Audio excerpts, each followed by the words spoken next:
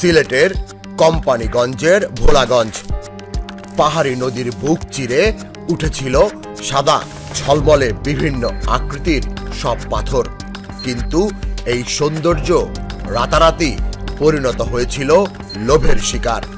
প্রায় 2 লাখ ঘনফুট সাদা পাথর, যার বাজার মূল্য 200 থেকে 250 কোটি টাকা, রীতিমতো অদৃশ্য হয়ে গেল সবার চোখের সামনে। এ যেন এক অদ্ভুত জাদুর খেলা। সাথে মিলিয়ে গেল 6 লাখ ঘনফুট বালু, যার মূল্য আরো প্রায় 240 কোটি টাকা। সূত্র বলছে, দয়ার বাজার, কলাবাড়ি আর ভোলাগঞ্জের 10 নম্বর ঘাট থেকে অবিরাম ট্রাকের বহর পাথর তুলে নিয়ে যাচ্ছিল। সেগুলো গোপনে প্রবেশ করানো হতো ক্রাশার মেশিনের দাঁতের ফাঁকে, যাতে চেনা না যায়। আর এটাই ভোলাগঞ্জের চিরচেনা সাদা রূপ।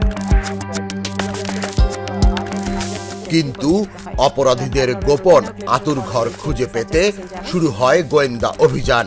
দীর্ঘ নজরদারির পর বৃহস্পতিবার সন্ধ্যা নামতেই র্যাব 11, জেলা প্রশাসন ও পরিবেশ অধিদপ্তরের যৌথ বাহিনী ঢাকার ডেমরার সারুলিয়ায় হানা দেয়। সারুলিয়ার সরু গলিতে শীতলক্ষার ধারে লুকিয়েছিল 7টি গদি, প্রত্যেকটিতে স্তূপ করে রাখা সেই লুটের পাথর।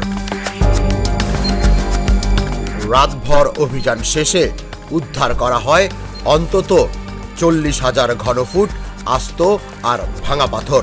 ঘটনাস্থলে দাঁড়িয়ে র্যাব 11-র অধিনায়ক lieutenant colonel HM Sajjad Hossain সাংবাদিকদের বলেন, তাদের পরিকল্পনা ছিল পাথরগুলো ভেঙে ফেলার পর চিহ্ন মুছে ফেলা, কিন্তু ঠিক সময়ে পৌঁছে যায় র্যাব। তবে চোরাচালানের এই রহস্য এখনো অমীমাংসিত। কে বা কারা এত বড় চক্র পরিচালনা করছে? কার নির্দেশে ভোলাগঞ্জের হৃদয় থেকে এই সম্পদ উধাও হলো? অভিযানের সাফল্য সত্ত্বেও এখনো পর্যন্ত কাউকেই গ্রেফতার করা সম্ভব হয়নি।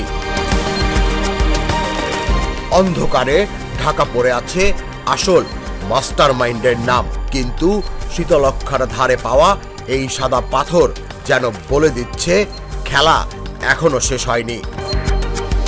তুষার ইসলাম, জাগো নিউজ।